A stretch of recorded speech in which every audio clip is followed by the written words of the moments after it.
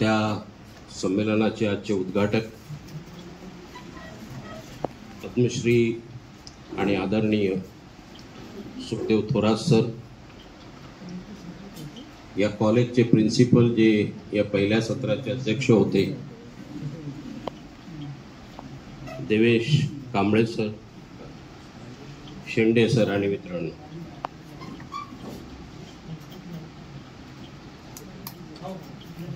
Progressive teacher फोरमचं पहिल्यांदा मी यासाठी आभार मानतो की आपण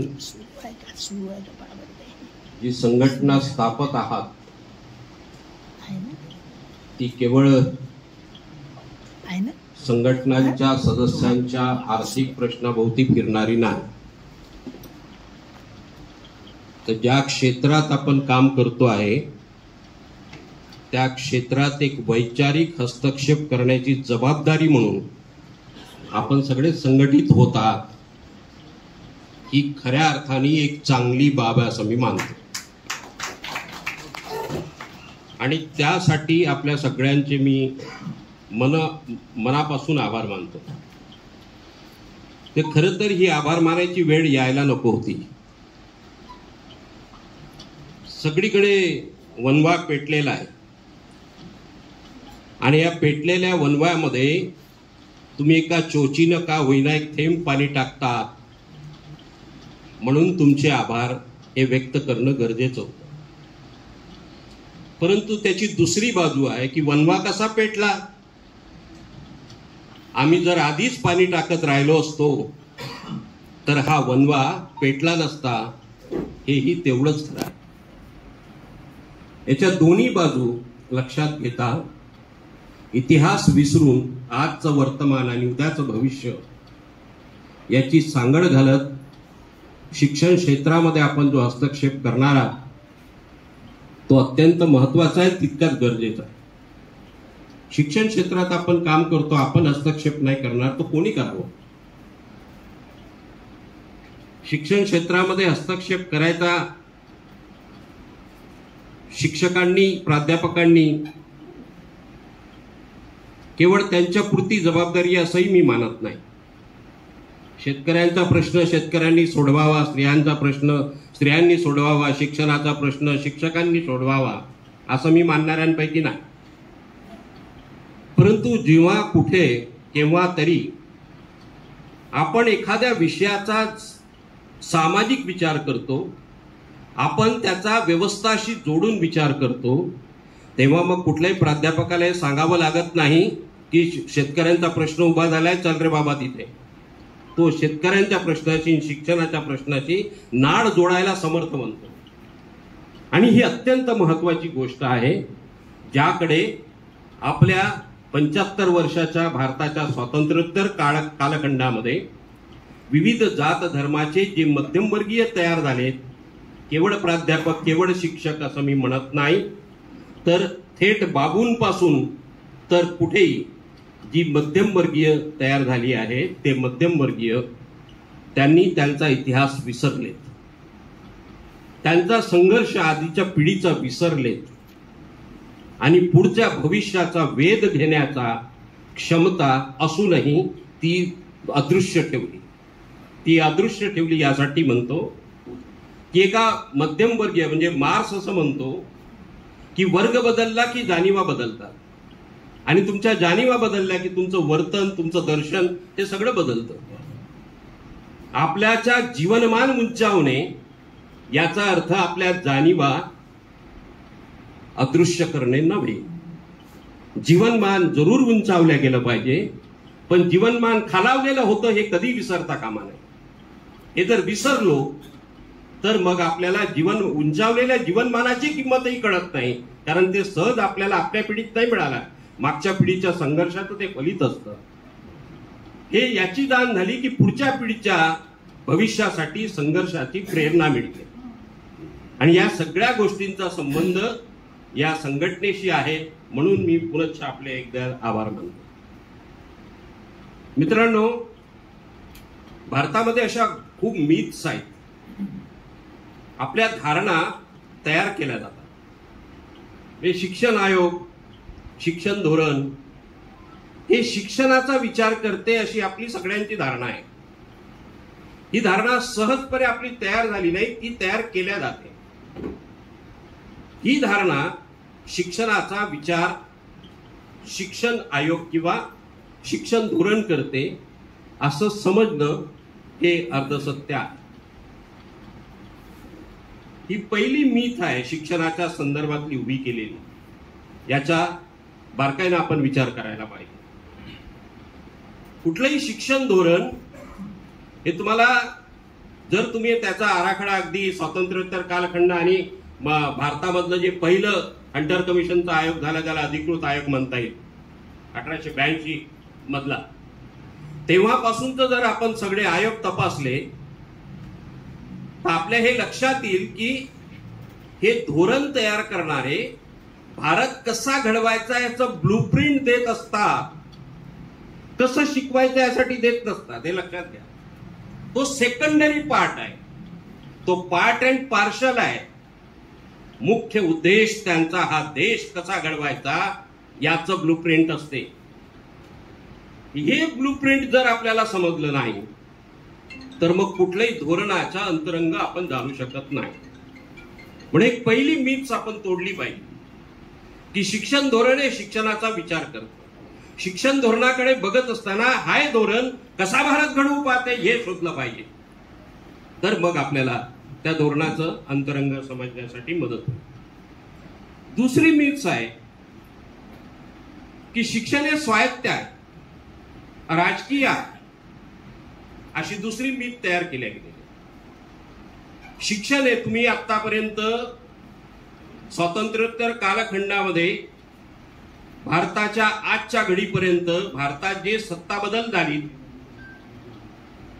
ते काँग्रेस पासून तर जनता दल आणि आता बीजेपी असा जो सगळा प्रवास राहिलेला आहे, त्याच्यामध्ये जेव्हा जेव्हा राजकीय पक्ष हा सत्ताधारी बनतो तेव्हा त्याच्यासाठी शिक्षण हे राजकीय साधन असतं. म्हणजे तुम्हाला एक उदाहरण देतो. आता अलीकडचं मागच्या महाराष्ट्राच्या विधानसभेचं निवडणूक झाली तेव्हा आम्ही मागच्या सप्टेंबरमध्ये वर्धेला, सर त्याचे उद्घाटक होते, वर्धेला आम्ही एक शिक्षण परिषद, राज्यस्तरीय शिक्षण परिषद घेतली आणि त्यामध्ये जनतेचा शिक्षण जाहीरनामा आम्ही प्रसिद्ध केला. आणि तेवढं प्रसिद्ध करून आम्ही थांबलो नाही तर विविध राजकीय पक्षांच्या, म्हणजे बीजेपी सोडून विविध राजकीय पक्षांच्या प्रतिनिधींना आणि त्यांच्या नेत्यांना आम्ही त्यांच्याशी संवाद साधला, चर्चा केली. आणि जे काही मविया तयार झाली होती महाराष्ट्र विकास आघाडी, त्यांच्याकडनं अपेक्षित होतं आम्हाला ते. आणि ती चर्चा केल्यानंतर भारत जोडोच्या माध्यमातून पण आम्ही काही प्रयत्न केला. आणि जेव्हा मवियाचा विधानसभेच्या निवडणुकीचा जाहीरनामा प्रसिद्ध झाला तेव्हा त्या जाहीरनाम्यामध्ये जवळजवळ आम्ही सुचवलेल्या 90% गोष्टी मान्य केल्या. हे मी का सांगतोय ते यासाठी सांगतोय की राजकीय पक्ष किंवा शिक्षण हे राजकीय कृती आहे की नाही हे सांगण्यासाठी मी हे उदाहरण देतोय. जेव्हा निवडणूक झाली, हारलेत, त्यांचा निवडणूक जाहीरनामा माझ्याकडे आहे, तुमच्याकडे असेल, तुम्ही त्याच्यामध्ये बघा राष्ट्रीय शिक्षण धोरण लागू करणार नाही अशी भूमिका घेतलेली आहे. शिक्षणावर 6% खर्च करू अशी भूमिका घेतलेली आहे. आणि शिक्षणाचं जे काही ब्राह्मणीकरण झालेलं आहे ते आम्ही लागू करणार नाही आणि नव शिक्षणाचा आशय सुचवणार एक समिती आम्ही तयार करू. अशा प्रमुख 3 मागण्या, अनेक मागण्यांपैकी किंवा अनेक आस्पेक्ट पैकी हे 3 आस्पेक्ट त्यांनी स्वीकारलेले होते. निवडणूक झाली, हारल्यानंतर जेव्हा आम्ही त्यांच्याकडे गेलो की निवडणुकीच्या जाहीरनाम्यामध्ये आपण ही कमिटमेंट दिलेली आहे, याचा अर्थ आम्ही असा मानतो की हा जो शिक्षणाचा विचार आहे हा शिक्षणाचा विचार आपल्या पक्षाने स्वीकारलेला होता. आता तुम्ही हारलात म्हणून मग आता जबाबदारी आपली आहे की जे राष्ट्रीय शिक्षण धोरण लागू करतायत त्यांच्या विरोधात तुम्ही आवाज उठवला पाहिजे, त्यांच्या विरोधात तुम्ही राजकीय भूमिका अदा केली पाहिजे, विधानसभेमध्ये ते प्रश्न उचलले गेले पाहिजे, लोकसभेमध्ये त्या संदर्भातलं काय करता येईल ते बघितलं पाहिजे, आणि रस्त्यावरची लढाई लढता आली तर ती पण लढली पाहिजे. आता चूक आहे, लक्षात घ्या. याचा अर्थ स्पष्ट आहे की शिक्षण ही राजकीय गोष्ट आहे, आणि या राजकीयकरणाचा जो भाग आहे त्यात आपला दृष्टिकोन त्या अंगाने त्या शिक्षणाकडे बघू नये यासाठी मीच तयार केल्या गेलेली आहे की शिक्षण हे राजकीय आहे, ते स्वायत्त आहे. आपण या दोन्ही मीचा राष्ट्रीय शिक्षण धोरणाशी संबंध जोडला पाहिजे, आणि या दोन्ही मीचा राष्ट्रीय धोरणाशी संबंध जोडून आपण ते समजून घेतलं पाहिजे की राष्ट्रीय शिक्षण धोरण नेमकं काय आहे आणि कशासाठी आहे. राष्ट्रीय शिक्षण धोरण हे भारतात असलेल्या जाती व्यवस्थेचं बळकटीकरण करणारा आहे.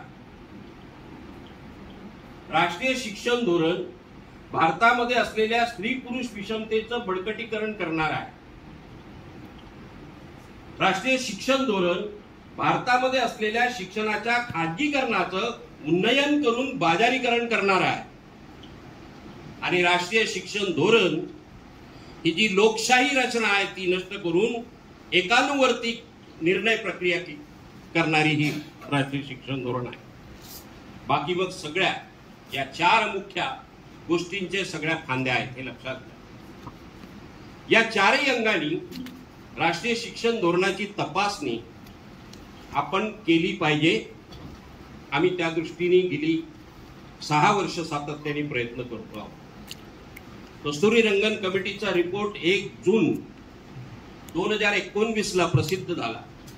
तुम्हाला आत्ताचं राष्ट्रीय शिक्षण धोरणाचं जे काही डॉक्युमेंट आहे 84 पानाचं 107 पानाचं तेवढं वाचून तुम्हाला राष्ट्रीय शिक्षण धोरण कळणार नाही. मी विनंती करेन आपल्या सगळ्यांना, राष्ट्रीय शिक्षण धोरणाचा संबंध हा कस्तुरी रंगन कमिटीच्या रिपोर्टशी आहे. कस्तुरी रंगन कमिटीचा रिपोर्ट जसं संतोषने उल्लेख केला 484 पानाचा इंग्रजीतला आहे आणि 650 पानाचा हिंदीतला आहे. ही मोठी चमत्कारिक आहे. म्हणजे या राष्ट्रीय शिक्षण धोरण ज्याला असं म्हणतात, शिक्षणाचं एक समिती तयार केली जी असं म्हणतात की या देशाला आम्ही स्वर्णिम शिक्षण व्यवस्था देणार आहोत, असे म्हणणारी समिती प्रत्यक्ष कशी करते.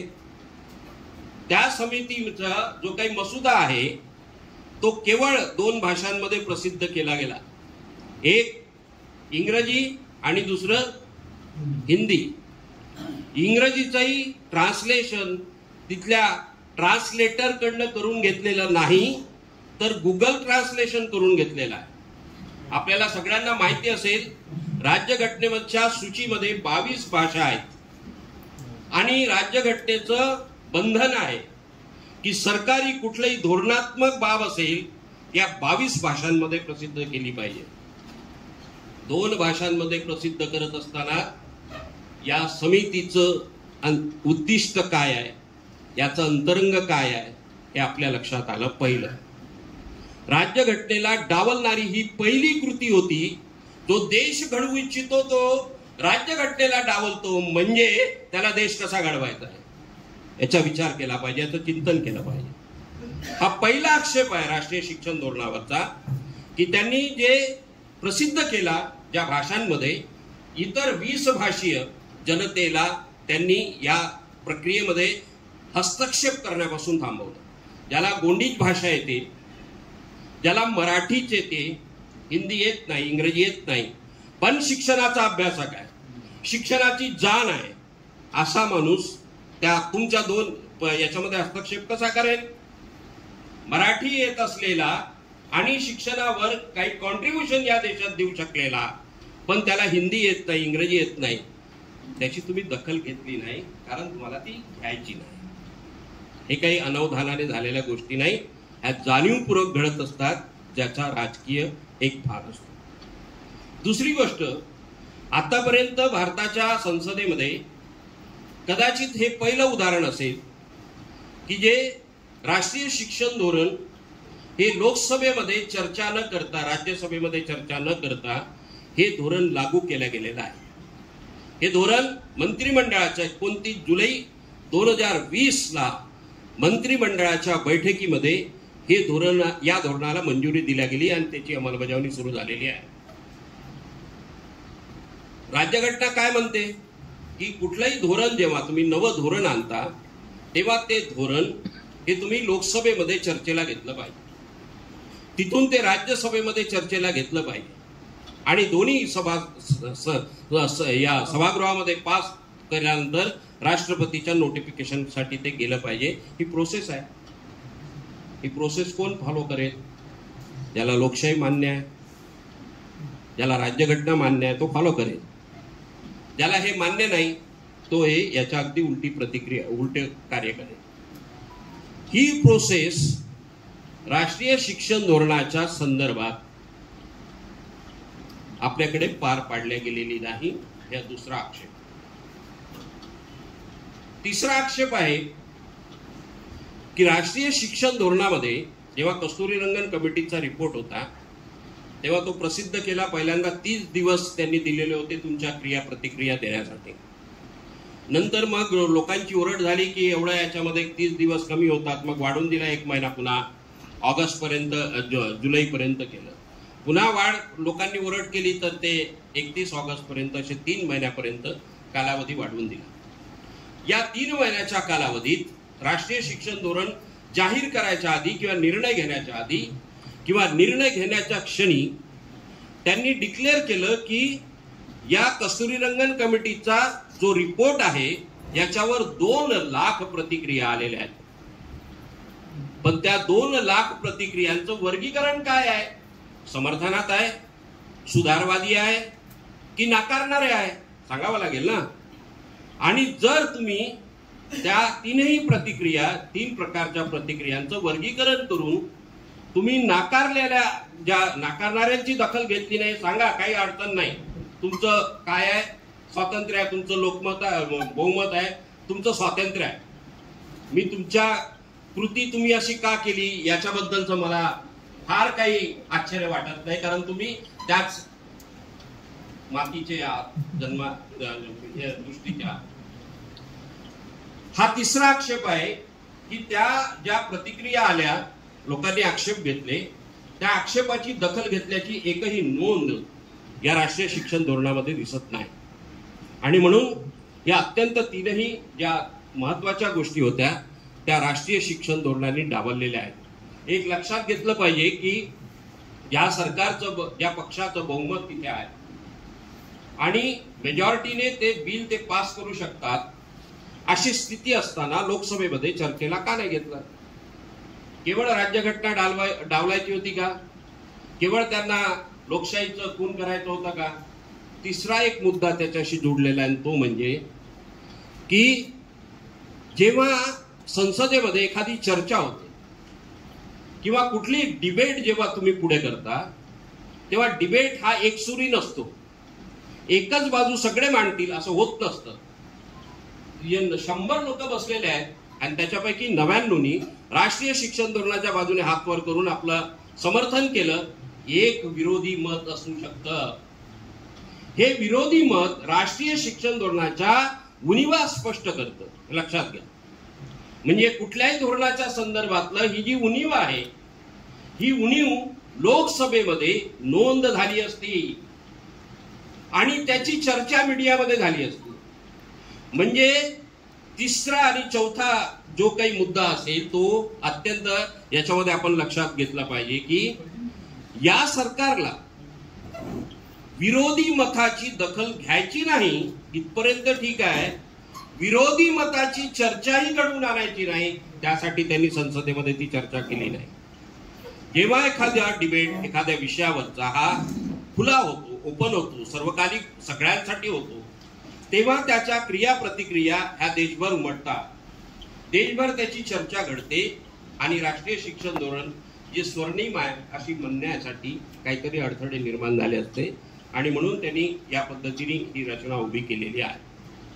राष्ट्रीय शिक्षण धोरणाच्या जी काही स्थिती आज भारताची शिक्षणातली आहे ती फार वाईट आहे. म्हणजे या डॉक्युमेंटमध्ये तसं सांगितलं आहे, डॉक्टर आंबेडकर इन्स्टिट्यूटचा हवाला देत त्यांनी म्हटलं की प्राथमिक शिक्षणातली 50% गळती आहे आणि 42.8% शाळा या कमी पटसंख्येच्या आहेत.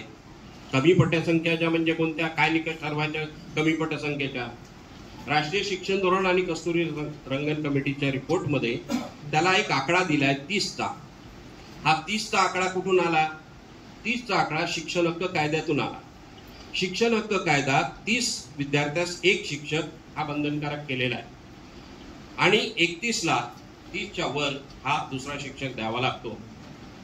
पण दुसरी बाजू आहे की शिक्षण हक्क कायदा असं म्हणतो की कोणतीही शाळा एक शिक्षकी नसावी. म्हणजे ज्या शाळेमध्ये 30 पेक्षा कमी विद्यार्थी आहेत तिथे त्यांना 2 शिक्षक द्यावे लागतात. हे माझं म्हणणं नाही, हे शिक्षण हक्क कायद्याचं म्हणणं आहे. आता हे शिक्षण हक्क कायद्याचं म्हणणं जर मान्य केलं तर या सरकारला आर्थिक, जसं आपण नेहमी विचार करतो की आर्थिक परवडत नाही वगैरे वगैरे, आपण गरीब देश आपण कुठून करणार? अनिल सदगोपाल म्हणतात हा देश गरीब नाहीये, तर हा देशचा आर्थिक नियोजन जे आहे ते नियोजन गरिबांसाठी नाही आहे. या सरकारी शाळांमध्ये जाणारा जो विद्यार्थी आहे तो काही अंबानीचा नातेवाईक नाही, तो अदानीचा नातेवाईक नाही आणि भागवताचाही नातेवाईक नाही, तो तुमचा आमचा नातेवाईक आहे. आणि त्याच्यासाठी शिक्षणाचा आर्थिक विचार करत असताना जे या पद्धतीची एक मीच सातत्याने उभी केली जाते आणि ती इथे पण काम करताना दिसते. तर त्यांनी सांगितलं की ही 50% गळती आणि 42.8% शाळा, हे त्याच्यामध्ये त्याचा युक्तिवाद केलेला आहे. स्कूल कॉम्प्लेक्सच्या समर्थनासाठी जो त्यांनी युक्तिवाद उभा केलेला आहे त्याच्यामध्ये 12 युक्तिवाद त्यांनी केलेले आहेत. त्याच्यातला एक सगळ्यात महत्वाचा युक्तिवाद म्हणजे या शाळा चालवायला परवडत नाही. लक्षात घ्या, जो बाप आपल्या मुलाला जन्माला घातलं आणि तो असं म्हणेल की तुला शिकवायला मला परवडत नाही कारण तुला माझ्याकडे 40 रुपये आणि तुला 60 रुपये लागतात, असं जर कोणी म्हणत असेल तर ती गोष्ट त्या नात्यालाच दुर्लक्ष करणारी असते, त्या नात्याचं बंधन आणि नात्यातल्या जबाबदारी नाकारणारी असते. तो आपली हदवत्ता व्यक्त करू शकतो पण मी असं नाही म्हणू शकत की मी तुला परवडत नाही मला शिकवायला. जे सरकार असं म्हणते की मी परवडत नाही शिकवायला, त्याचं आणि जनतेचं काय नातं असेल तुम्ही विचार करा. ही स्कूल कॉम्प्लेक्सच्या संदर्भातली पहिली गोष्ट आहे. दुसरी गोष्ट आहे की 10 किलोमीटर अंतरावर एक स्कूल कॉम्प्लेक्स असेल, हे राष्ट्रीय शिक्षण धोरणाचं जो मुद्दा मी आता मांडतोय तो शिक्षणाच्या सार्वत्रिकीकरणाशी संबंध आहे. तसं भारतातलं शिक्षणाचं सार्वत्रिकीकरण हे गेल्या 75 वर्षात आणि राष्ट्रीय शिक्षण धोरणाच्या बाजूनीच ते आलं तेव्हापासूनच हा प्रश्न उपस्थित झालेला नाही. शिक्षणाच्या सार्वत्रिकीकरणाची लढाई आपली किंवा हा प्रश्न गेल्या भारताच्या 3,500 वर्षापासूनचा आहे.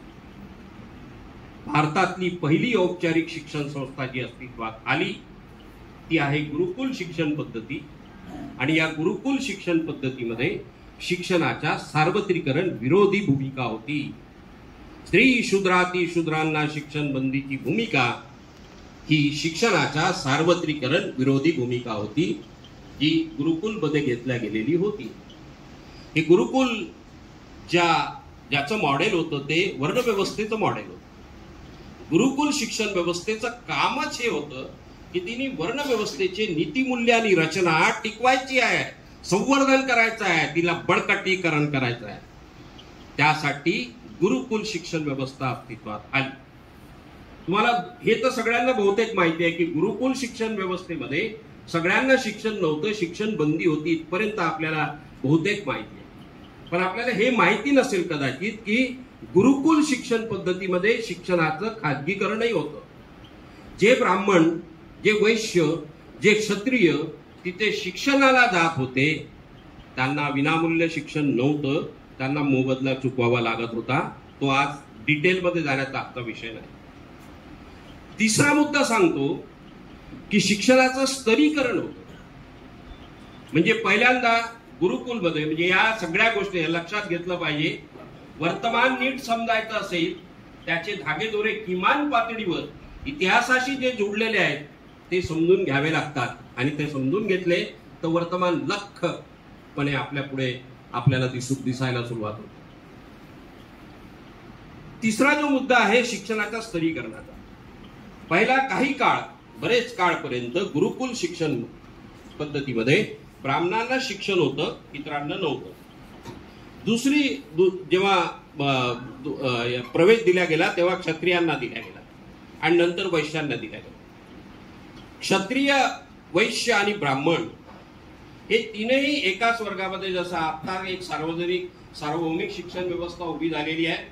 अनेक संघर्षातून आपण जात धर्माचं अभिसरण करत आलेलो आहे आणि त्याचा भाग म्हणून अनेक जातीचे, धर्माचे, भाषेचे विद्यार्थी आपण एका वर्गात आपण बघू शकतो. गुरुकुलमध्ये असं नव्हतं.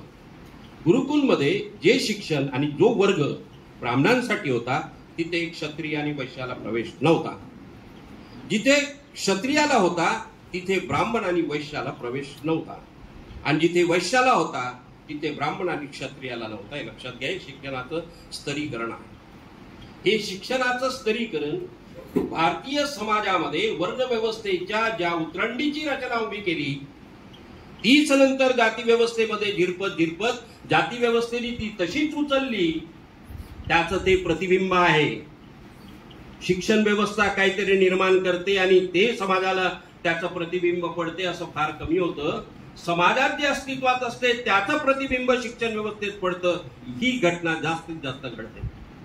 याचा विचार जर केला तर हे जे स्तरीकरण आहे हे स्तरीकरण भारतीय समाजाच्या, भारतीय शिक्षण व्यवस्थेच्या अगदी पहिल्या औपचारिक शिक्षण व्यवस्था जी अस्तित्वात आली तेव्हापासून आज तागायत सातत्याने सुरू आहे. अपवाद फक्त नालंदाचा आहे. लक्षात घ्या. तोही समजून घेतला पाहिजे. जर आपल्याला आज विनामूल्य शिक्षण हवं असेल, जर आज आपल्याला शिक्षणाचं सार्वत्रिकीकरण हवं असेल, जर आपल्याला शिक्षणाचं स्तरीकरण नको असेल तर आपल्याला नालंदाला समजून घेतलं पाहिजे. जसं नालंदाला समजून घेणं गरजेचं आहे तसंच गुरुकुललाही समजून घेणं गरजेचं आहे. आणि या प्रक्रियेचा संबंध राष्ट्रीय शिक्षण धोरणाने घेतलेली आहे. त्याच्यामधला हा एक पहिला भाग आहे की आता भारतामध्ये जे काही शिक्षणाचं विस्तारीकरण झालेलं आहे, गावागावात नाही म्हटलं तरी शाळा आपल्याला आज सापडते. या शाळांचं आणि कॉलेजेसचं एक संकुचितीकरण करण्याची प्रक्रिया सुरू आहे. म्हणजे स्कूल कॉम्प्लेक्सच्या निमित्ताने गावच्या शाळा बंद करणे, त्या गावच्या शाळा बंद करून त्याला स्कूल कॉम्प्लेक्स मध्ये आणणे, 10 किलोमीटर पर्यंत त्या 6 वर्षाच्या मुलाला किंवा मुलीला यायला सांगणे. जर आला तशी, नाहीतर तुझी मर्जी. आम्हाला काय, ही स्थिती जर असेल तर ही स्थिती स्पष्ट आहे की भारतातल्या प्राथमिक शिक्षणाची आतापर्यंत किमान पातळीवर ही सरकारी जबाबदारी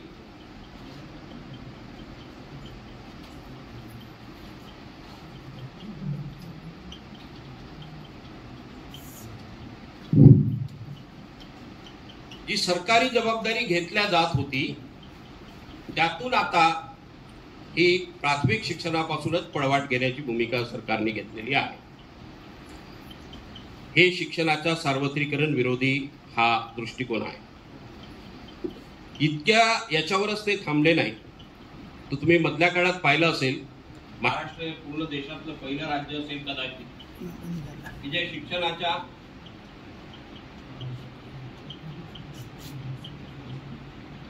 येता आवाज नाही पण हा बंद झाला.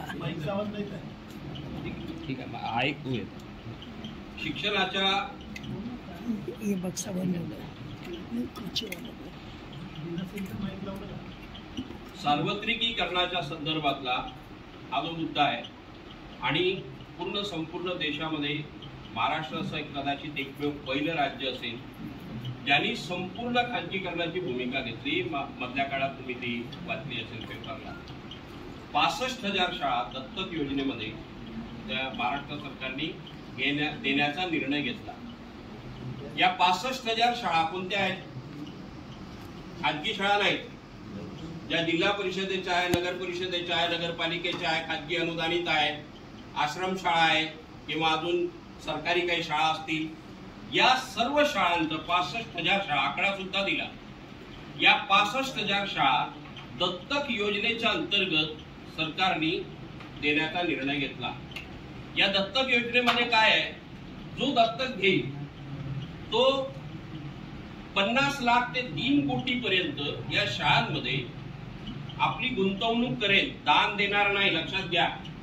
ही देणगी नव्हे, उलट शाळेची जी काही जमीन आहे, ज्या तुम्ही जर गावच्या यांची जर जमीन तपासली, शाळांचे सातबारे जर तपासले, तर तुम्हाला हे मॅक्झिमम असं दिसेल, मोठ्या प्रमाणात दिसेल की या जिल्हा परिषदेच्या किंवा नगर परिषदेच्या, नगरपंचायतीच्या ज्या शाळा आहेत, या शाळांच्या ज्या जमिनी आहेत त्या आमच्या बापदादांनी त्यांना देणगी दिलेल्या आहेत. आमचे आजोबा पंजोबा ते शाळेत गेले नाहीत, ते टोपी घालून धोतर घालून आपली शेती करत राहिले, परंतु शिक्षणाची जाण आणि शिक्षणाची समज त्यांना होती आणि म्हणून त्यांनी या जमिनी शाळेला दान दिलेल्या आहेत. या जमिनी सरकार या दत्तक योजनेच्या अंतर्गत त्या भांडवलदारांच्या घशात होणार. 50 लाख ते 3 कोटी पर्यंत जर शाळेमध्ये गुंतवलं. आम्ही काही गावांमध्ये गेलो, गावकऱ्यांना ज्यांची मुलं शाळेत जातात त्यांच्याशी संवाद साधला. त्यांना म्हटलं की आता हे गाव, ही शाळा तुमची उद्या एखाद्या भांडवलदारांनी 50 लाख रुपये लावून मस्तपैकी चकाचक करून दिली तर तुम्हाला चालेल का? आणि हे जेव्हा असा प्रश्न जेव्हा आम्ही उपस्थित केला, पहिल्यांदा त्यांनी शंका घेतली. कोण आहे म्हणे गरीबाचा? कोणी पैसे गिसे लावत म्हणे. आमच्या गरीबाच्या पोरांचा आणि आमच्या गरीबाचा कोणी काही वाली नाही म्हणे. हा पहिला विश्वास नव्हता त्यांना. मग आम्ही, आमच्याकडे सर्क्युलर होतं, ते सर्क्युलर आम्ही त्यांना दाखवलं. त्याच्यामध्ये ते 7 पानी सर्क्युलर होतं आणि त्याच्यामध्ये 50 लाख 3 कोटी पर्यंतची जी विभागणी होती ते दाखवली. मग त्यांना थोडा विश्वास बसला. बरं ठीक आहे, काय हरकत आहे, जर कोणी आपल्याला देणगी देत असेल आणि आमची शाळा सुरू करत असेल, चांगली करत असेल, आमच्या मुलांना चांगली शाळा मिळत असेल तर आमची काही हरकत नाही. हे लक्षात घेतलं पाहिजे की या 50 लाख किंवा 3 कोटी ही देणगी नव्हे, तर हे 50 लाख किंवा 3 कोटी देऊन शाळेचा ताबा घेणे आहे. शाळेचा ताबा उद्या एखाद्या भांडवलदारांच्या एखाद्या व्यक्तीकडे जाणे इथपर्यंत ही मर्यादित प्रोसेस नाही. याच्यामध्ये एक अर्थकारण आणि समाजकारण दडलेलं आहे. समाजाच्या कल्याणासाठी, समाजाच्या भल्यासाठी कोणतीही इन्स्टिट्यूशन ही सार्वजनिक पाहिजे. एखाद्या मॉलमध्ये फलाण्या रमेश विजेकरला येऊ द्यायचं नाही की येऊ द्यायचं हे ते मॉल ठरवू शकते, परंतु तेच जर सरकारी दुकान असेल तर त्या सरकारी दुकानात मला का रोखलं हे मी विचारू शकतो. खाजगीकरण आणि सरकारीकरण किंवा सार्वजनिकीकरण याच्या 2 तत्वांमध्ये अगदी परस्पर विरोधी दृष्टिकोन आहे. हा जो दृष्टिकोन आहे हा शिक्षणामध्ये या राष्ट्रीय शिक्षण धोरणाने आणलेला आहे. ही केवळ म्हणजे हे बाजारीकरणाचं टोक आहे, लक्षात घ्या. ज्या अस्तित्वात आहेत, म्हणजे एका बाजूला त्याचं अस्तित्व कायम ठेवून दुसऱ्या खाजगी शाळांना प्रोत्साहन देऊन शाळा उभे करणे हे आतापर्यंत काँग्रेसच्या काळात झालं. आता तसं करण्याची गरज नाही. ज्या आहेत त्या सगळ्या खाजगीकरणाच्या चाकोरीमध्ये आणण्याचा निर्णय झाला. आम्ही सातत्याने गेली 3 वर्ष त्याच्या विरोधात लढतो आहोत. अनेक परिषदा घेतल्या, महाराष्ट्रातल्या विविध विभागामध्ये परिषदा घेतल्या. शिक्षण बंदीचं 20 किंवा त्यापेक्षा कमी पटसंख्या असलेल्या शाळा त्या बंद करण्याचा निर्णय घेतला. त्या विरोधात आम्ही आपला स्वर पुढे आणला. ताकद आमची कमी आहे पण आमचा स्वर छोटा नाही. आमचा स्वर पूर्ण भारतापर्यंत ऐकायला जाईल एवढी ताकद आमच्या स्वरात आहे आणि म्हणून तो स्वर आम्ही पुढे आणला. महाराष्ट्र सरकारनं आतापर्यंत त्याची अंमलबजावणी केलेली नाही. पण हे फार काळ हा स्वर जर तो जनतेचा झाला नाही तर त्याची अंमलबजावणी करायला ते मागे पुढे बघणार नाही. म्हणून याच्यामध्ये असलेलं जे तत्व आहे या दत्तक योजनेच्या अंतर्गत, त्याच्यामध्ये शिक्षणाच्या सार्वत्रिकरण विरोधी भूमिका आहे आणि दुसऱ्या बाजूला शिक्षणाच्या बाजारीकरणाची भूमिका आहे. तिसऱ्या बाजूला लोकशाही तत्व नष्ट करून, सार्वजनिक तत्व नष्ट करून खाजगी अधिकार यंत्रणा तिथे उपस्थित करण्याची भूमिका आहे. खाजगी यंत्रणा उभी करण्याचं हे काही मी काल्पनिक मांडत नाही, त्यांच्या सर्क्युलर मध्येच ते दिलेले आहेत. त्याच्यामध्ये 7 लोक आहेत. जर दत्तक घेतल्यानंतर त्या शाळेचं नियंत्रण आणि संचालन कोण करेल, हे 7 लोक आहेत.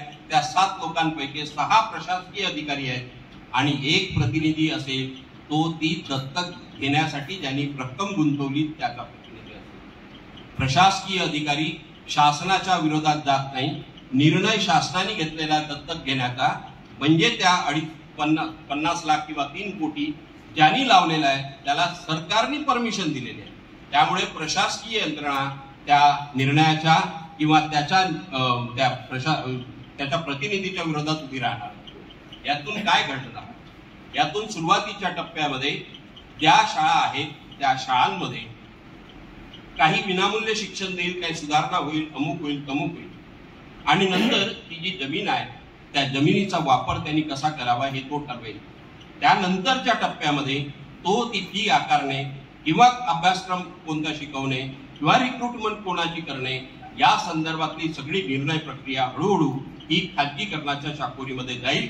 आणि आज जी स्थिती आहे या स्थितीला एक मोठं सेटबॅक आपल्याला मिळण्याची शक्यता आहे.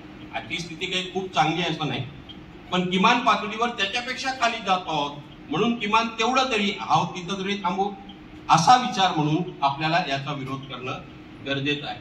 याचं एक उदाहरण देतो. मुंबईमधल्या महानगरपालिकेची एक शाळा होती. ती शाळा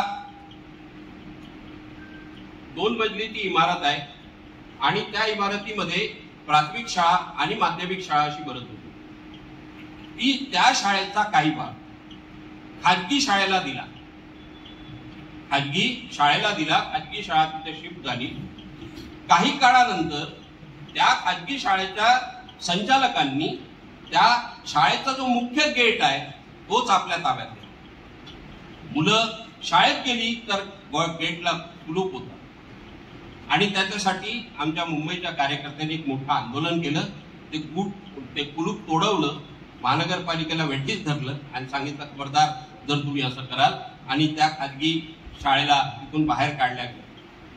ही प्रक्रिया जर तुम्ही कल्पना करू शकता, ही उदाहरणं आपल्या पुढे बोलकी आहेत की ही उदाहरणं आपल्याला सांगतायत, चेतवतायत की काय घडणार आहे उद्या, कसं असेल शिक्षण क्षेत्र, कसं असेल उद्याचा भारत, याचं हे बोलकं उदाहरण आहे. आणि ही प्रक्रिया आता यांनी सुरू केलेली आहे. म्हणून पहिल्यांदा शिक्षणाच्या सार्वत्रिकीकरणाच्या संदर्भातला हा जो मुद्दा आहे तो अत्यंत महत्वाचा आहे. दुसरा मुद्दा मी मांडेन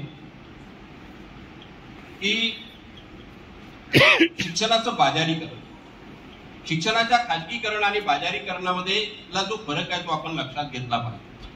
खाजगीकरणामध्ये किमान पातळीवर आपल्याला एक सरकारचं आणि एक यंत्रणेचं त्याच्यावर एक नियंत्रण असतं, काही नियमावली असते, त्या नियमावलीच्या बाहेर त्यांना जाता येते. बाजारीकरणामध्ये जे राष्ट्रीय शिक्षण धोरण म्हणते ते 3 प्रकारची स्वायत्तता दिलेली आहे. एक फी वाढ किंवा फी निर्धारण, दुसरं रिक्रुटमेंट आणि तिसरा अभ्यासक्रम. मला सांगा, आता आपण सगळे शिक्षण व्यवस्थेशी जुडलेलो आहोत, रोज आपण ते काम करतो. आपल्या आपण जे काम करतो त्याच्यामध्ये 3 कोणत्या महत्वाच्या गोष्टी आहेत? तर मला असं वाटते की याच्यामध्ये रिक्रुटमेंट आहे, फी आहे आणि अभ्यासक्रम आहे. या 3ही गोष्टी जर खाजगी यंत्रणेच्या मार्फत झालं तर लक्षात घ्या, शिक्षण हे सार्वभौमिक राहणार नाही. शिक्षण ही क्रयवस्तू झालीच आहे, ही विक्रीची वस्तू झाली. आणि तरी आम्ही विश्वगुरू होण्याचे स्वप्न जनतेला दाखवत आहोत. विश्वगुरू जरूर व्हा, ते स्वप्नही दाखवा, पण ते स्वप्न दाखवणाऱ्यांची चिकित्सा आपण केली पाहिजे. हे विश्वगुरू होण्यासाठी आवश्यक असणारी जी ज्ञान प्रक्रिया आहे ती किती सगळ्यांसाठी खुली आहे. विश्वगुरू कोण आहे, विश्वगुरू कोण होईल, कोणी होतं का, उद्या कधी घडेल का, ही संकल्पना एका सुखद भ्रमित करणारी आहे. आपल्याला बरं वाटते आपला देश विश्वगुरू आहे, आपल्या देशाला असं म्हणतात. पण लक्षात घ्या, बुद्ध असं म्हणतो की ज्ञान ही कधीच त्याचा अंतिम बिंदू नसतो, ते अनित्य असतं. अनित्य ती सतत घडणारी विकसनशील प्रक्रिया आहे. जेव्हा जेव्हा समाज एका विशिष्ट टप्प्यावर कुंठित होतो, ती कुंठितता सोडवण्यासाठी ज्ञान हे जेव्हा पुढे येतं आणि ते कुंठितता सोडवल्या जाते, तो ज्ञानाचा एक टप्पा असतो. अशी सातत्याने घडणारी प्रक्रिया. एखादी व्यवस्था निर्माण झाल्यानंतर त्या व्यवस्थेमध्ये प्रत्यक्ष अंमलबजावणी करत असताना जे प्रश्न उपस्थित होतात, त्या प्रश्नांची सोडवणूक करायसाठी सुद्धा ज्ञान लागते. आणि म्हणून ती ज्ञान प्रक्रिया ही सातत्याने चालते. ती बुद्धाचं दुसरं वैशिष्ट्य महत्वाचं लक्षात ठेवलं पाहिजे की ज्ञान ही कुण्या एका व्यक्तीची, एका समूहाची निर्मिती असूच शकत नाही. ज्ञान ही समूहाची निर्मिती आहे. ज्ञान, मला उद्या एखादा चमत्कार झाला, उद्या डोक्यात प्रकाश पडला रात्री झोपेत आणि सांगितलं की शिक्षण व्यवस्था ही अशी अशी उद्या आपण चमत्कारिकपणे खूप स्वर्गात तुलना होणारी व्यवस्था निर्माण करू, असं कल्पना माझ्या डोक्यात आली, ती प्रत्यक्ष साकार होऊ शकत नाही जोपर्यंत त्याची मी सामूहिकता करत नाही. कुठलीही ज्ञान परंपरा ही जेव्हा व्यक्तीपासून समूहाकडे जाते, समूह त्याच्यावरती क्रिया प्रतिक्रिया करते आणि त्याचं एक चिंतनातून एक सार पुढे येतो, ती खरी आपली ज्ञानात्मक प्रक्रिया असते. ही ज्ञानात्मक प्रक्रिया करणारा किंवा या तत्वावर आहोत किंवा विश्वगुरु होणार आहोत. उलट या तत्वावर ज्यांचा विश्वास नसतो ते मात्र विश्वगुरु होण्याच्या वल्गना आणि विश्वगुरु होण्याचे खोटे स्वप्न देशाच्या जनतेला दाखवत असतात. ही प्रक्रिया राष्ट्रीय शिक्षण धोरणाच्या प्रक्रियेमध्ये अभ्यासक्रमाच्या निश्चितीच्या वेळेला केल्या गेलेली आहे. त्याचा संबंध गुरुकुलशी आहे, ज्याचा संबंध नालंदाला डावलण्याशी आहे, ज्याचा संबंध जातीव्यवस्थेच्या गुरुकुलशी आहे आणि ज्याचा संबंध तक्षशिलेला डावलण्याचा आहे. याचा संबंध इंग्रजांनी केलेल्या सुधारणांना डावलण्याचा आहे आणि राष्ट्रीय शिक्षण धोरणाच्या निमित्ताने गुरुकुलची संकल्पना, त्यांची नीतिमूल्य प्रस्थापित करण्याची आहे. म्हणजे लक्षात घेतलं पाहिजे की एका बाजूला शिक्षणाच्या सार्वत्रिकरणाची जे काही विरोधाची भूमिका उभी करता येईल ती सर्व याच्यामध्ये गेलेली आहे. हायर एज्युकेशन मध्ये पण आहे, प्रायमरी एज्युकेशनच्या संदर्भात मी जे मांडणी केली, हायर एज्युकेशन मध्ये पण आहे. स्तरीकरणाचा मुद्दा आहे. स्तरीकरण हायर एज्युकेशन मध्ये आता एज्युकेशन संशोधन आणि शिक्षण असे 3 स्तर केलेले आहेत. 3 वर्षाचा जो आपला पदवी अभ्यासक्रम होता तो 4 वर्षाचा केलेला आहे. त्याच्यामध्ये सर्टिफिकेट, डिप्लोमा आणि डिग्री. मला सांगा, ग्रॅज्युएट असलेली आमची मुलं सर्टिफिकेट, डिप्लोमा, डिग्री हे काय तुम्हाला स्तरीकरण नाही वाटत? आता याच्या आधी म्हणजे हे इम्प्लिमेंटेशन होण्याच्या आधी आपण काय म्हणत होतो, जर तो विद्यार्थी ग्रॅज्युएशन पूर्ण करू शकला नाही, मध्ये कुठल्याही कारणाने त्यांनी त्यातून माघार घ्यावी लागली, आपण त्याला अंडर ग्रॅज्युएट म्हणत होतो का? आपण त्याचं क्वालिफिकेशन जर त्यांनी कुठेही अर्ज केला, BA first year, BA second year असं क्वालिफिकेशन त्याचा कन्सिडर केला जात नव्हतं. त्याचा 12वी पास कन्सिडर केला जात. लक्षात, हे कन्सिडरेशन जे आहे ते त्याच्यामध्ये बदल केलेला आहे. आणि आता स्तरीकरण, आता 1-2 मुलं गेले, एक सर्टिफिकेटवाला आणि एक डिप्लोमावाला, तर सर्टिफिकेटवाल्याचा निश्चितच विचार होणार नाही, डिप्लोमावाल्याचा होईल. डिप्लोमा सर्टिफिकेट आणि डिग्री आहे तर त्याचा डिग्रीवाल्याचा विचार होईल. आणि हा केवळ नोकरी किंवा आपला एखादा सवलती मिळण्यापुरता हा विचार मर्यादित नाही. माणसाचं स्तरीकरण हे भारतीय समाजामध्ये वर्ण व्यवस्था आणि जाती व्यवस्थेने घडवलेलं आहे. हे स्तरीकरण केवळ माणसांच्या संबंधांपुरतं मर्यादित नाही, ते तर आहेच, मानवीय आहे आणि आपण ते अनुभव घेतलेले आहे.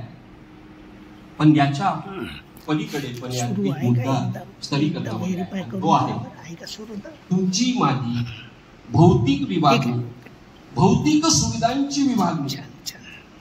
भौतिक सुविधा म्हणजे जे बाबासाहेब म्हणतात, मी कोणत्याही लाभाचा त्याग करायला तयार आहे, पण उच्च शिक्षणाचा भौतिक लाभाचा त्याग करायला तयार आहे. लक्षात, म्हणजे उच्च शिक्षणाची किंवा शिक्षणाची डॉक्टर आंबेडकर हे भौतिक लाभाशी जोडता त्याचा संबंध. हे भौतिक लाभ काय आहे? भौतिक लाभाची संकल्पना आपली जी आहे, आम्ही शिक्षण घेतलं, डिग्री मिळाली, नोकरी मिळाली, भौतिक लाभार्थी झालो, अशीच आपली संकल्पना आहे. हे लक्षात घ्या, कुठलीही सार्वजनिक शिक्षण संस्था ही भौतिक वस्तू आहे. तिथं तुमचा हस्तक्षेप असणं, ती सुविधा तुम्हाला उपलब्ध होणं, जी भौतिक लाभाची जी संकल्पना आहे, ती भौतिक लाभाची संकल्पना खूप गर्भित अर्थाने आहे, त्याचे खूप पदर आहे. या सर्व अर्थाने आपण त्याच्याकडे बघितलं पाहिजे. ही जी खाजगीकरणाची किंवा बाजारीकरणाची प्रक्रिया आहे, ही सगळी प्रक्रिया या निमित्ताने घडवल्या जाणार. आणि ही सगळी प्रक्रिया घडवत असताना या देशातला जो बहुजन वर्ग आहे, या देशातला शोषित, दलित, आदिवासी, ओबीसी, महिला, मुस्लिम या सगळ्यांच्या शिक्षणातून हकालपट्टी करण्याचा प्रयत्न सुरू आहे. वेळ बराच आहे, म्हणजे झालेला आहे. अजून मला एक मुद्दा मांडायचा आहे. तर शिक्षणाच्या सार्वत्रिकीकरणाच्या संदर्भात अजून मला काही मांडायचं होतं, पण मी थांबतो. दुसरा महत्वाचा मुद्दा आहे शिक्षणाच्या आशयाशी संबंध, ज्याचा मी सुरुवातीला उल्लेख केला की एखादी शिक्षण आयोग किंवा शिक्षण धोरण ते देश घडवायचा विचार करतात. देश कसा घडावा त्याचं ब्लूप्रिंट असतं. देश घडवताना फुलं की माणसं हा महत्वाचा मुद्दा आहे, की फुल आणि माणसं हाही विचार करायला पाहिजे. माणसं घडवत असताना माणसांची विचारसरणी आणि संस्कृती आणि त्याची जीवनदृष्टी ही महत्वाची गोष्ट असते. कौशल्य आणि जीवनदृष्टी हे प्रमुख दोन उद्दिष्ट शिक्षण व्यवस्थेचे सातत्याने राहिलेले आहे. ही कौशल्य कोणाला द्यायचे, कोणते द्यायचे हेही शिक्षण व्यवस्था ठरवते. आणि शिक्षणातून तो या समाजाकडे बघण्याची त्याची दृष्टी कशी असावी हेही शिक्षण धोरण ठरवते. ज्याला या राष्ट्रीय शिक्षण धोरणाच्या निमित्ताने त्यांनी जे मांडलेलं आहे, भारतीय ज्ञान प्रणाली, इंडियन नॉलेज सिस्टीम ज्याला ते म्हणतात. इंडियन नॉलेज सिस्टीम म्हणजे आमच्या मते, आमचा अनालिसिस असा आहे की ब्राह्मणीकरणाची, स्त्री पुरुष विषमतेची बळकटी करणारं नीती आणि मूल्यांचं समर्थन करणारा आहे. मग त्यासाठी गीतेचा वापर करावा लागला करू, त्यासाठी मनुस्मृतीचा वापर करावा लागला करू, त्यासाठी रामदासांचे श्लोक शिकवावे लागला तरी करू, किंवा एका केरळमध्ये, केरळ म्हणजे मी चूक नसेल तर, पण दक्षिण याच्यामधला एक प्रांत आहे, तिथे एक धडा होता सीबीएसईचा जेव्हा अभ्यासक्रम आला 2023 मध्ये. त्याच्या आधी त्या पाठ्यक्रमामध्ये एक धडा होता आणि तो धडा असा होता की स्तनकर जी प्रथा होती भारतामध्ये ब्राह्मणीकरणाचं, त्याच्यावर तो धडा होता. नंबूद्रीपात ब्राह्मणांकडून ती अंमलबजावणी केल्या जात होती. तो धडा काढून टाकला गेला. कारण काय, तो धडा का टाकला होता, का काढून घेतला याचा विचार आपल्याला करावा लागेल. तो धडा यासाठी टाकला गेला होता, पडू द्या ना नव्या पिढीला भारत कसा होता. जर स्तन झाकण्याचा अधिकार जो समाज या स्त्रीला देत नसेल, ही का विशिष्ट जातीच्या स्त्रीला देत नसेल, असा भारत हवा आहे का तुम्हाला? आम्ही नव्या पिढीला विचारू. त्यांना हवा असेल तर काढण्याचं काही दुःख मनवणार नाही, पण त्यांना तसा नसेल तर त्यांना कळू द्या हा भारत असा होता. हे कळू द्यायचं नाही. ब्राह्मणीकरणाच्या दोन प्रक्रिया सातत्याने घडतात. एक तर विषमता दडवून ठेवायचं आणि समता दडवून ठेवायची आणि विषमतेचं गौरवीकरण करायचं. या दोन प्रक्रियामध्ये ब्राह्मणीकरण सातत्याने आपली मूल्यनीती रुजवत आलेला आहे.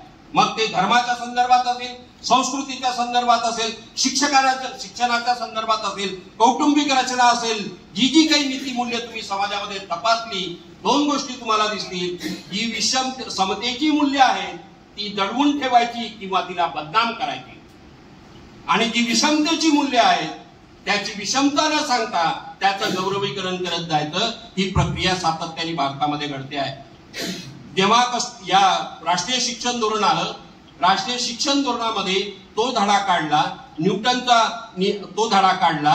म्हणजे भारतामध्ये असलेले जे काही एका बाजूला जे भारताचं अब्राह्मणी सौंदर्य, अब्राह्मणी तत्व होतं, जे जाती व्यवस्थेच्या विरोधी होतं, जे मूल्य होतं ते येऊ द्यायचं नाही. आणि दुसऱ्या बाजूला न्यूटन सारख्या ची धडे काढून जी आधुनिकता आहे, जी आधुनिक ज्ञान परंपरा आहे, जी भारतालाच नव्हे तर संपूर्ण जगाला ज्याची गरज आहे, सदा सर्व काळी असणार आहे, ती ज्ञान परंपरा आपल्याला दुर्लक्षित करायला लावण्याची प्रक्रिया याच्यामध्ये घडली होती. म्हणून राष्ट्रीय शिक्षण धोरणाने ज्या ब्राह्मणीकरणाची प्रक्रिया घडवलेली आहे भारतीय ज्ञान प्रणालीच्या निमित्ताने, त्याचं एक उदाहरण मी आपल्याला देतो. म्हणजे मनुस्मृती, गीतेचा अध्याय आणि रामदासाचे श्लोक किंवा एखादा स्तन झाकण्याचा अधिकार नसलेला धडा काढून टाकणे, न्यूटनचा धडा काढून टाकणे इथपर्यंत मर्यादित नाही. याच्या अंतरंगात पुन्हा जाण्याची गरज आहे. आणि हे अंतरंग असं आहे की जेव्हा महाराष्ट्राने 2024 मध्ये राष्ट्रीय अभ्यासक्रम, राज्य अभ्यासक्रम आराखडा प्रसिद्ध केला, त्याच्यावर मी पुस्तिका पण लिहिली, आता मी आणली आहे. त्या आराखड्यामध्ये च्या प्रस्तावनेमध्ये तसं सांगितलं आहे की आम्ही राष्ट्रीय शिक्षण धोरणाचा भाग म्हणून याची अंमलबजावणी करतो आहोत. आणि जे एनसीएफचा जो अभ्यासक्रम आहे, एनसीएफची जी गाईडलाईन आहे, त्याच्या आधारावर, सीबीएसईच्या आधारावर आम्ही हा अभ्यासक्रम तयार केलेला आहे, अशा प्रस्तावनेमध्ये कबूल केले. आणि तो अभ्यासक्रम जो आहे अगदी 343 पानाचा आहे. नंतर पुन्हा त्याच्यावर आक्षेप घेतला तर तो गेला आणि पुन्हा 400 काही पानाचा आला. 2-3 वेळा ते ड्राफ्ट 23 मध्ये 24 मध्ये आले.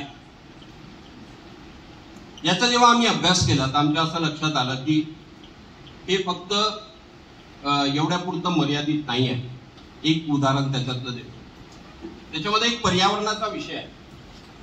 पर्यावरणाचा विषय हा विद्यार्थ्यांना शिकवायचा गाईडलाईन आहे. त्याच्यात कोणताही अभ्यासक्रमाचा आराखडा हा प्रत्यक्ष अभ्यासक्रम नसतो, तर अभ्यासक्रमाचा आराखडा हा अभ्यासक्रम कसा असेल, पाठ्यक्रम कसा असेल याची गाईडलाईन असते.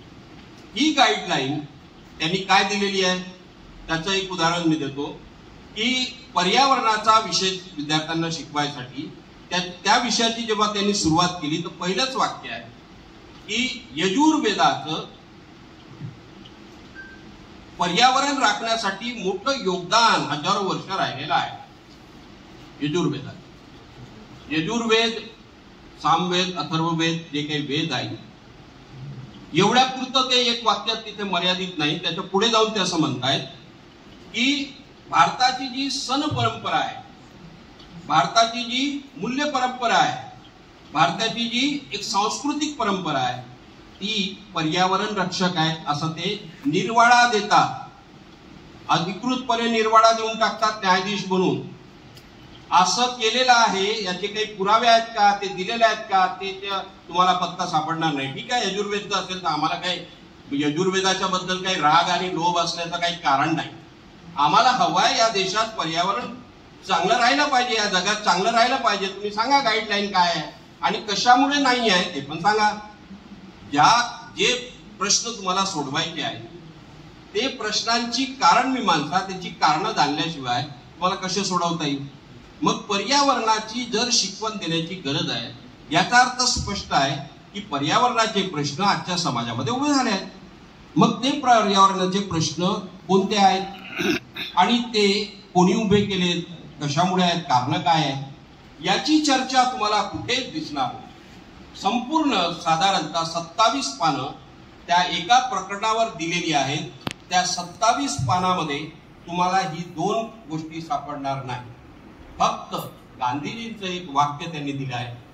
गांधीजींचं वाक्य देताना त्याच्यामध्ये थोडासा संकेत दिसतो. गांधीजीला कोट केलाय त्यांनी आणि ते असं म्हणतायत गांधीजी की निसर्गाकडे माणसाची भूक भागवेल इतकं भरपूर आहे, पण माणसाची हाव भागवेल इतकं निसर्गाकडे नाही. आता कोणी हाव केलेला आहे आणि कोणाची भूक नाही भागली हे जर आपण पाहिलं तर या देशातल्या भांडवलशाहीने हे सगळं घडवले. या भांडवलशाहीला ज्या अनियंत्रित आणि असंतुलितपणे या निसर्गाचं दोहन केल्या गेलं, जे आजही केल्या जात आहे, मग खाणीचा उपसाव असेल, झाडांची कटाई असेल, पाण्याचं प्रदूषण असेल, अशा अनेक गोष्टी आहेत, किंवा कारखान्यांमधलं सांडपाणी सोडणं असेल, या अनेक गोष्टी जर आपण बघितल्या तर या जेव्हा भारतामधलं सामंती उत्पादन होतं तेव्हा सामंती उत्पादनाच्या प्रक्रियेमध्ये पर्यावरणाची हानी 10%च होती. हे कोल्हापूर युनिव्हर्सिटीच्या 5 प्राध्यापकांनी किमान 4 वर्ष अभ्यास करून सिद्ध केला. आणि आता जी 90% पर्यंत हानी झाली आहे त्याला दर पहिले जे 10 तोडले 80%चा हा सगळा दोष किंवा सगळा कारण हे आजच्या भांडवलशाहीकडे जाते. या भांडवलशाहीकडे कुठल्याही प्रकारचं इंगित किंवा बोट न दाखवता, त्याची कारणमीमांसा न करता, त्याची चर्चा न करता मात्र आमच्या विद्यार्थ्यांना पर्यावरण रक्षणाचे धडे देण्याची भूमिका याच्यामध्ये घेतलेली आहे. भाषेच्या संदर्भातला जो मुद्दा आहे, भाषेचा पुरस्कार हा संस्कृतचा केला आहे. आता 3 भाषा, हिंदी भाषेची सक्तीचं तुम्ही ऐकलं. ही भाषा म्हणजे केवळ तुमच्या अध्यापनापुरती, माझ्या अध्यापनापुरती किंवा पुस्तक वाचण्यापुरती आणि बोलण्यापुरती मर्यादित नाही. जगामध्ये भाषाशास्त्रज्ञांनी सिद्ध केलं आहे की कुठलीही भाषा ही त्या समूहाची जीवनदृष्टी असते, तिची ती संस्कृती असते, तिची ती नीतिमूल्य असतात, त्यांचं जीवन त्यात दडलेलं असतं. जेव्हा कोणतीही भाषा, जेव्हा संस्कृत उदो केला जातो, देवभाषा, महान भाषा, सगळ्यात प्राचीन भाषा, काय ग्रामर वगैरे वगैरे अशा ज्या सगळ्या गोष्टी सांगितल्या जातात आणि संस्कृतकडे आपलं लक्ष वळवण्याचा प्रयत्न केला जातो, त्यावेळेला प्राकृतचा उल्लेख करत नाही. बुद्धांनी संस्कृतवर आपल्या भिक्खू संघांना सांगितलं होतं की आपलं जे संवाद आहे जनतेशी तो संस्कृतमध्ये करायला बंदी केली होती आणि प्राकृतमध्ये करायला सक्ती केली होती. लक्षात, जर तुमचा दृष्टिकोन हा सर्वव्यापी असेल, सगळ्यांसाठी असेल, तर तुम्हाला त्याचा भेद लक्षात येऊ शकतो. आणि म्हणून संस्कृतचा पुरस्कार जेव्हा आज केला जाते, संस्कृत ही कुठल्याही भाषेचा आम्ही द्वेष करत नाही. कोणतीही भाषा शिकावी, कोणीही शिकावी, त्या शिकण्याबद्दल आम्ही अत्यंत उदार आहोत आणि तितकेच खुले आहोत. पण जेव्हा मुद्दा उपस्थित होतो की तुम्ही अमुक एखादी भाषा माध्यम म्हणून सक्ती करता, तेव्हा काय आहे कारण हे आम्ही शोधलं पाहिजे. आणि ते शोधल्याशिवाय त्यातलं भाषेतलं राजकारण आपल्याला कळत नाही. आता या भाषेमध्ये साधारणतः मातृभाषा असं म्हटलेलं आणि मातृभाषेची व्याख्या केलेली आहे. मातृभाषेची व्याख्या करताना 2 ठिकाणी वेगवेगळ्या गोष्टी आहेत. एका ठिकाणी म्हटलं आहे की जी प्रादेशिक भाषा आहे ती, आणि दुसऱ्या ठिकाणी म्हटलं आहे की जी घरी बोलल्या जाते ती. म्हणजे घरी बोलणारी भाषा असेल तरी तिला स्थान द्या, आणि जी प्रादेशिक भाषा असेल तिलाही मातृभाषा म्हणून स्थान द्या, असं साधारणतः काय याची चर्चा आहे. परंतु जी चर्चा त्याच्यामध्ये केली आहे ती अशी पण आहे की कुठलाही वर्ग हा बहुभाषीय अध्यापन केलं पाहिजे. मी अनेकांशी बोललो, म्हणजे शिक्षकांशी विशेषतः, मी पण शिक्षक राहिलेलो आहे, त्याच्यामुळे बहुवर्ग अध्यापन जेव्हा मी पहिल्यांदा विचार केला, पहिल्यांदा मला ऐकायला आलं, तेव्हा मला पण प्रश्न पडला की एक मास्तर, एक शिक्षक अनेक विद्यार्थ्यांना अनेक भाषेमध्ये एकाच वेळेला कसं काय शिकवू शकेल, हा प्रश्न मला पण पडला होता. पण बहुभाषीय वर्ग अध्यापनाची किंवा अध्ययन अध्यापनाची प्रक्रिया ही खूप शास्त्रीय आहे आणि तितकीच ती गर्भित पण आहे, तितकीच ती भारतासारख्या बहुभाषीय समाजामध्ये गरजेची पण आहे. बहुभाषीयचा अर्थ, समजा हे एक पुस्तक आहे पाठ्यक्रमाचं आणि मी अमुक एखाद्या वर्गाचा शिक्षक आहे, हे पाठ्यक्रमाचं पुस्तक एकाच भाषेमध्ये लिहिल्या जाणार, त्या 4 भाषेमध्ये एका वर्गामध्ये उपलब्ध होणार नाही. परंतु वर्गामध्ये बसलेले जे विद्यार्थी आहेत ते मात्र बहुभाषीय आहेत. म्हणजे हे स्वतः मी अनुभव घेतलेला आहे आणि तुम्ही पण घेत असाल. या प्राथमिक स्तरावर ही प्रक्रिया सगळ्यात जास्त घडते. भाषाच्या कारणांनी मुलांनी प्राथमिक शिक्षण सोडल्याचे अनेक उदाहरणं आहेत आणि त्याचा टक्केवारी जवळजवळ 7% आहे. 7% विद्यार्थी वर्ग अध्यापनामध्ये होणारी भाषा आणि त्याची भाषा याचा मेळ बसला नाही, याचा मेळ बसवण्याचा सोय, तंत्र, व्यवस्था वर्ग खोलीमध्ये नाही आणि शिक्षकाला त्याची जाण नाही आणि म्हणून तो या शिक्षण प्रवाहातून बाहेर फेकला गेला. ही लक्षात घेतलं पाहिजे की बहुवर्ग अध्यापनाचा अर्थ असा आहे की जे विद्यार्थी आपल्या वर्गामध्ये आलेले आहेत, तुम्ही कुठल्याही एका भाषेमध्ये तुम्ही त्यांच्याशी संवाद साधताना काही अडचण नाही, पण त्या प्रश्नांना प्रतिसाद देताना, त्या अध्यापन प्रक्रियेमध्ये ते प्रतिसाद देत असताना त्यांनी कोणत्याही भाषेचा वापर केला तर त्याचा आदर करा, त्याला शाबासकी द्या, त्याला प्रोत्साहित करा. मुद्दा कायले आणि कशाचा नाही, मुद्दा आहे अध्यापनाच्या ज्ञानात्मक प्रक्रिया समग्र करणे, एकजीव करणे, एकजिन्सी करण्याचा आहे. हा जो भाग आहे, हा भाग भाषेच्या प्रक्रियेमधून तोडला जातो आणि ही प्रक्रिया राष्ट्रीय शिक्षण धोरणाने अजून घट्ट केलेली आहे. एका बाजूला ही सगळी बहुभाषीय वगैरे चर्चा करत असताना दुसऱ्या बाजूला संस्कृतचं अतिरेकी प्रेम केलेलं आहे. हे या देशामध्ये एक काळ असा होता की स्त्री शूद्राती शूद्रांना जर त्यांनी संस्कृत ऐकली तर त्याच्या कानात शिसे ओतण्याची शिक्षा करणारे, जर त्यांनी संस्कृत बोलला तर त्याची जीभ छाटणारे, ही जी परंपरा होती, या परंपरेचे पायी आज सांगतायत संस्कृत शिका, आम्ही संस्कृत शिकवतो. हे लक्षात घेतलं पाहिजे. त्यांना संस्कृत भाषेचं प्रेम नाही. संस्कृतच्या निमित्ताने जे संस्कृत साहित्यामध्ये असलेले जे ब्राह्मणी नीतिमूल्य आहे, की ब्राह्मणी नीतिमूल्यांचा त्या मुलांवरचे संस्कार करायचे आहेत, ते त्यांना शिकवायचं आहे आणि म्हणून त्यांनी या पद्धतीची भूमिका घेतलेली आहे. शिक्षणात या भारतीय ज्ञान प्रणाली, इंडियन नॉलेज सिस्टीमवर खूप काही बोलण्यासारख्या त्याचे अनेक पदर आहेत, पण मुख्य सैद्धांतिक भूमिका अशी आहे की ब्राह्मणीकरणाची प्रक्रिया ही जास्तीत जास्त तेज गतीने, तीव्र गतीने घडवण्याची प्रक्रिया या राष्ट्रीय शिक्षण धोरणाच्या इंडियन नॉलेज सिस्टीमच्या निमित्ताने घडवल्या जात आहे. आता पाठ्यक्रम यावर्षी महाराष्ट्रामध्ये पहिल्या वर्गाला इंट्रोड्यूस झाले. मी अजून ते पुस्तकं आणून 2 महिने झाले माझ्याकडे पडले आहेत, मला अजून पाहायला वेळ मिळाला नाही, पण मी काही पाहिलं असं चाळलं तर माझं असं लक्षात आलं, स्त्री पुरुष विषमतेची बळकटी करणारं चित्रांपासून तर त्याच्यामध्ये कंटेन हे मला कुठेतरी दिसलं. बारकाईनं त्याचा अभ्यास केल्यानंतर या पहिल्या वर्गाच नाही तर पुढच्या वर्षी अजून दर वर्गात याचे बदलल्या जाणार आहे. म्हणून लक्षात घेतलं पाहिजे पाठ्यक्रमात काय आलं हे शिक्षण धोरणाच्या नीतीतून तय निश्चित होत असते आणि शिक्षण धोरणाची जी भूमिका आहे ती सैद्धांतिक असते. ते ठरवतात की भारत कसा घडवायचा. जर त्यांना जाती बळकटीकरण, स्त्री पुरुष विषमतेचा भारत घडवायचा असेल, त्यांना मागासलेल्या ज्ञानाचा पुरस्कार करायचा असेल, आधुनिक ज्ञानाला बाजूला करायचं असेल, राज्यघटनेची मूल्य डावलायची असतील आणि त्यांना मनुस्मृतीची छुपी मूल्य जर अंगीकारायची असेल तो त्यांचा भाग आहे. आपण काय करणार आहोत याचा विचार आपण केला पाहिजे. थँक्यू.